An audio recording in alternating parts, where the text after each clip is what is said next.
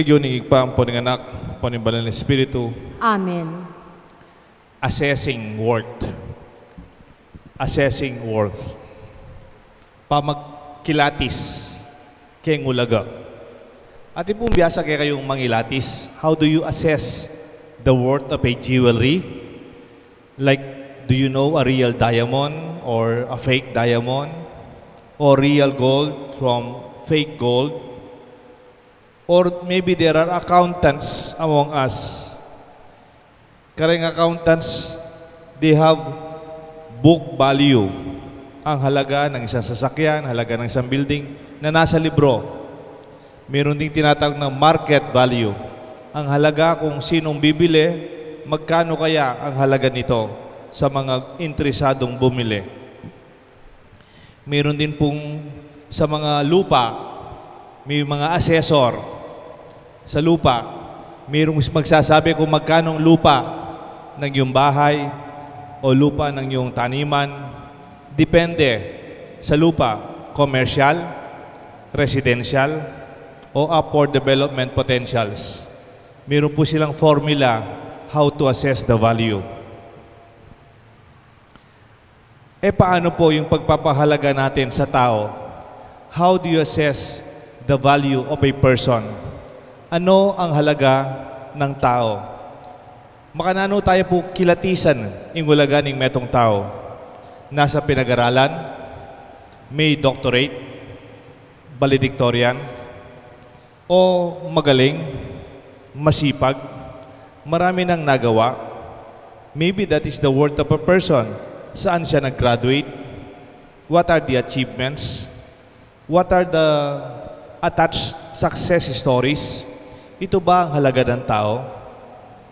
Sa ating ebanghelyo from Luke chapter 12, 1 to 7, at the end of the gospel, sabi ni Jesus, "Are not 5 sparrows sold for 2 coins? Dengdenas, mo pisali keng adwang sentimo? Yet, not one of them has escaped the notice of God." Kahit binibenta lang ng tao 2 sentimo, ang mga the sparrows, they are bought and valued for 2 coins, but these do not escape the notice of God. And sabi niya, you are worth more than many sparrows. Ang halaga mo, mas mahalaga dyan sa mga ibon na yan. My dear friends, it's so sad when we equate ourselves with material things. Na parang halaga natin bumababa kung may pagkukulang tayo, o siguro kung hindi tayo mata sa pinag-aralan, o siguro kung tumatanda na tayo, kamukha ko, na-stroke na po ako, damaged na po ako, damaged collateral, damaged property na po ako, hindi na po perfect physically. Para bagang pwede bang maging mababa ang halaga ko? O maging mababang pagpapahalaga ko sa sarili ko at sa kapwa? O kung minsan hindi ka minahal ng asawa mong minahal, o hindi ka pinapahalaga ng mga anak mo, does that mean your value is less? It does not follow. Alam niyo po, ang halaga ng tao, hindi po ito nag-iiba. First, dignity, ang halaga ng tao, ang dignidad ng tao is inherent. Ano pong gusto sabihin ng inherent? Inherent dignity of every person is firmly placed at the center of our reflection and action. We do not receive dignity from other people. Our value is not given by our school because of the diploma given to you or the medals or achievements. Our dignity is not from outside the given o binibigay. We have it from the very beginning. Pagkasilang parang ng tao, hindi pa man siya nabinyagan. We already dignify and also recognize the dignity of person. Inherent. It's not about your position. It's not about your education. It's not about your new car or how much you own or how big your show house or your achievement. These do not give you dignity. Maybe if you have a new car, well, congratulations, you are more comfortable. If you have a bigger house, I'm happy for you. You have a good house, nice. O mataas ang pinag-aralan mo, then you can do more. But your dignity, it is inherent. Hindi po nagbibigay ng dignidad ang pagpapahalaga ng tao dahil nakakotse ka. Gusto mo sabihin, noong nakabisikleta ka o noong naglalakad ka, mas mababa ang dignidad mo ngayon nakakotse ka na? Hindi totoo yun. It is always the same. Halimbawa ako, nakakotse po ako, may sasakyan po ako, may service ako. Gusto mo sabihin, ako po nakakotse, naka-aircon, tapos mayroon po akong kasunod, nakabisikleta. Minsan po sa San Fernando, matraffic sa San Fernando, doon sa Milasatin Boulevard. Sa totoo lang, nagraras po ako. Meron po akong inahabol na misa.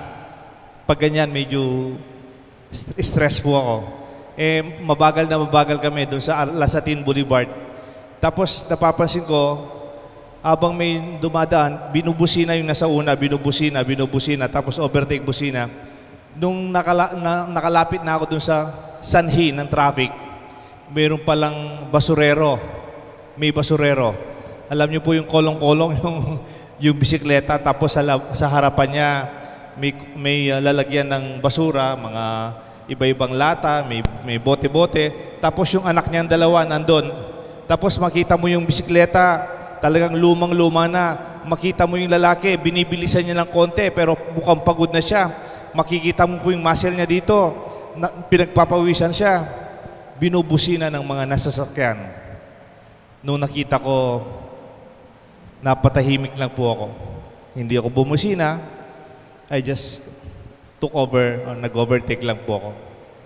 Tanong, ako pare, ako nakasutana, bagong ligo, malinis, maganda yung damit ko po, nakakotse po ako, naka-aircon pa. Mas mataas ba yung dignidad ko dun sa lalaking nakabisikleta na may dalang basura na pinulot nila at saka yung dalawang anak niya doon? Mas mataas ba yung dignidad ko, ang halaga ko?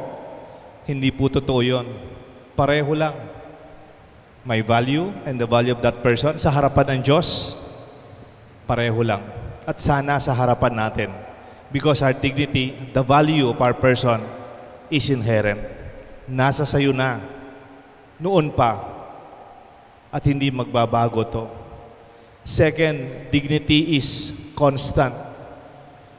Dignity does not increase because of your achievement. Dignity does not decrease because of your failures or age or illness. Dignity remains. Equal among women and men, among boys and girls, among educated and the uneducated. It's constant. Hindi gusto sabihin, nung hindi ka pa gumraduate, mababa ang dignidad mo. At nung may diploma ka na, mas mataas. Hindi po totoo yun. Kahit hindi ka man nag-graduate, pareho lang. That it is always equal. Kahit yung presidente ng bansa, presidente ng kumpanya, presidente ng organisasyon, pareho lang pagdating sa dignidad. Sa taong janitor, sa electrician, sa kalpintero, pareho lang. Hindi nga lang pareho yung function, hindi pareho yung position.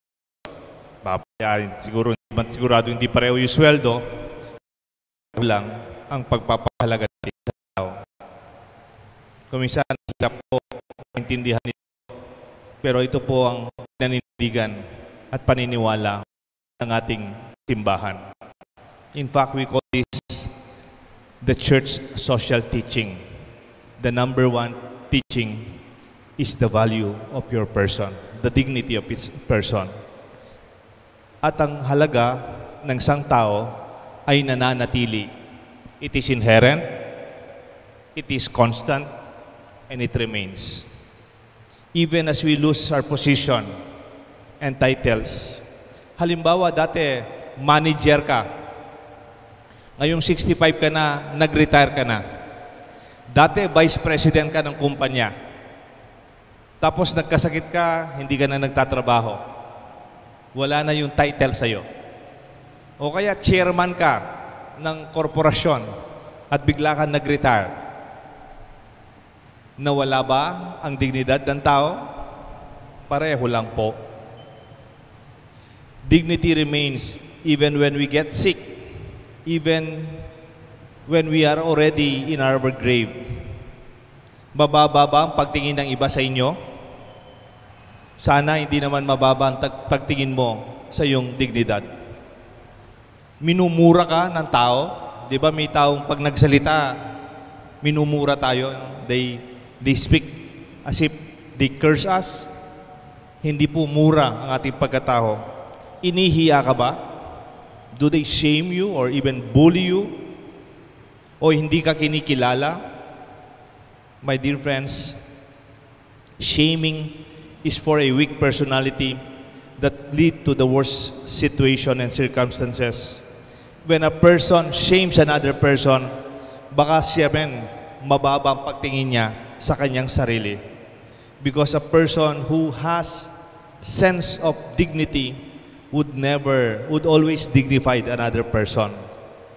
Because the demonstration of the value of the inherent and constant, and it remains, it is always there. Hindi po pwedeng mawala. Pwede kasi sa kasalanan mo, hindi nakabagay sa dignidad mo bilang anak ng Diyos. Dahil nabubuhay ka sa kasalanan, parang hindi bagay sa'yo. Bakit tayo tumutulong sa mga mahihirap? Halimbawa, may mga taong nakatira sa ilalim ng tulay o nagpapalimos. Bakit natin sila gustong tulungan? Kasi hindi bagay sa kanilang magpalimos sa daan. O kaya matulog sa ilalim ng tulay. We do social action. Our church has that full-time ministry to help and the dignity would be recognized. Hindi natin binibigyan ng dignidad.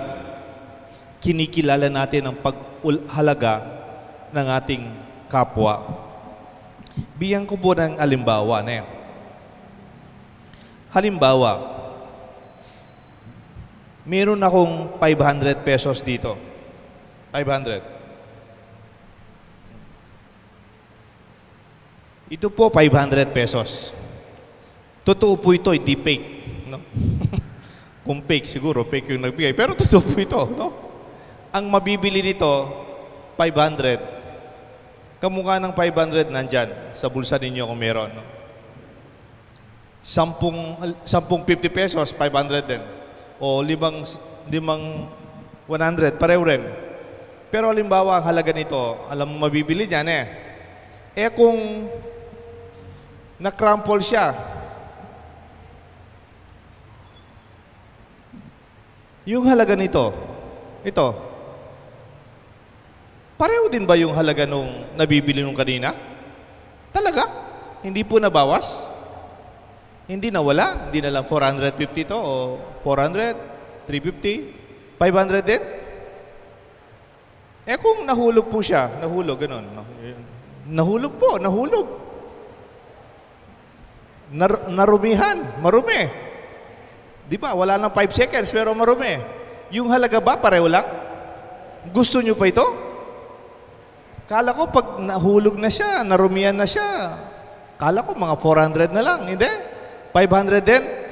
Kung talagang niyurakan, tapos talagang pinagdaan-daanan siya, kamukha ng ebanghelyo ngayon. They were stepping on one another. No? Yan. 500 pa po ba yan? Fred. Kung earning, 500 pa? Talaga? Gusto nyo pa ito? Talaga? 500 pa rin? Kahit marumi na? Lilinisin natin yan mamaya ng alcohol. Pero alam niyo po, obvious naman, sa galing ng mga taga-sabag ba to, tsaka ba tayo nagsisimba sa online. Alam ho natin lahat, ang halaga nito, it is inherent, it is constant, and it remains. Of course, in the bigger market, mayroong valuation or devaluation or inflation. Wala na po yun. Pero pinag-usapan natin ang halaga ng tao. malapit sa ganitong example. Pwede kasing hindi ka minahal ng asawa mo, o bumagsak ka sa negosyo mo, o nagkamali ka sa kasalanan. Sabihin na natin, nakakayang nangyari sa buhay natin, o nahihirapan tayo. Mga kapatid, ang halaga ng ating pagkatao, hindi po matuturingan kung magkano. You know why? Because we are priceless. Ang halaga natin, hindi po matatawaran. Tama ba sa Tagalog yon? Kung minsan nagbe-bless ako ng sasakyan, mga brand new sasakyan, makikita mo yung nagpapabless, medyo very proud, maganda yung kotse nila, maganda yung sasakyan nila, bine-bless ko po. Pero madalas ko sinasabi, alam nyo po, siguro pinapabless yung sasakyan nyo dahil mahal. Wala pang plate number, brand new, top of the line, mahal po ito ah. Kaya po bine-bless natin ito dahil mahal? Hindi po. Dahil bine-bless po natin ito dahil kayo. Ang Diyos hindi man tinitingnan ng sasakyan ninyo. Ang pinapahalaga ng Diyos ang iyong kaligtasan, ang iyong buhay, at ang buhay ng iba. Ang mas mahalaga, hindi po yung sasakyan. After many years, itong sasakyan na to, pwede yung ibenta, pwede yung i-trade-in, pwede ba kayong bumili ng isa, pero ang buhay natin at nagpapahalaga ng Diyos sa atin, hindi po matatawaran. Minsan po, mayroong isang, ano po yung yung auction, para po mayroong bidding ng mga old materials from a very old house.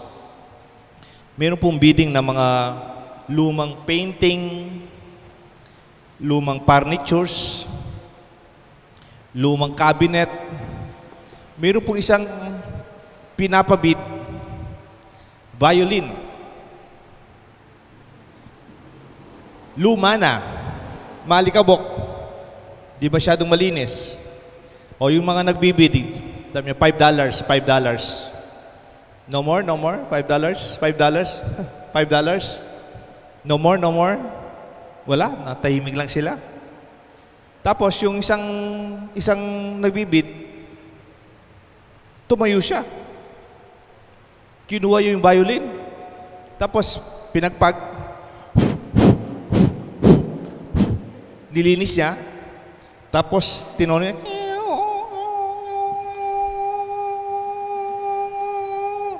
tinono niya, tapos he played on the violin in a very beautiful music, no? Ginamit niya.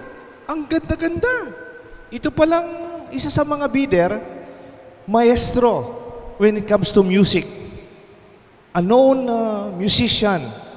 At dahil siya'y master in music, a maestro, ang ganda-ganda ng musika nung matandang antique na violin.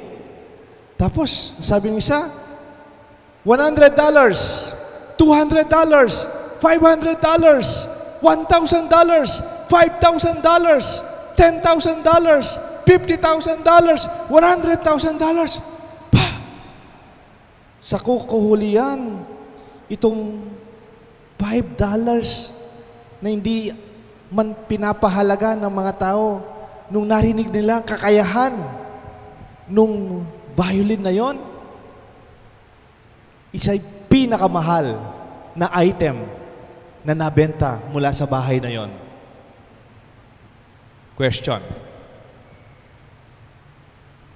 Saan ang galing yung halaga nung violin? Saan ang galing? Yung alikabok? Yung mga bumibili? Yung nagbid ng 100,000? Saan pong halaga? Bakit naging nakilala ang halaga ng violin na yon? Sirit na? Because it was in the hands of the maestro.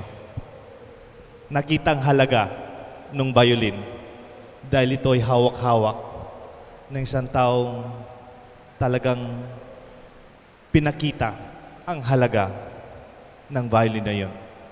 Because it was in the hands of the master.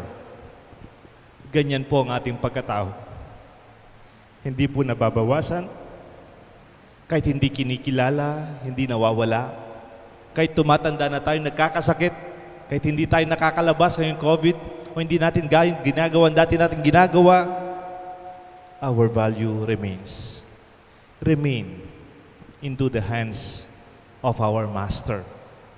In that way, you always would see, and recognize the beautiful value that you really have.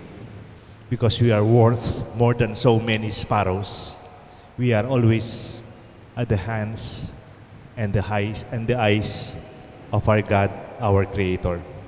May God bless us all, the Father, the Son, and the Holy Spirit.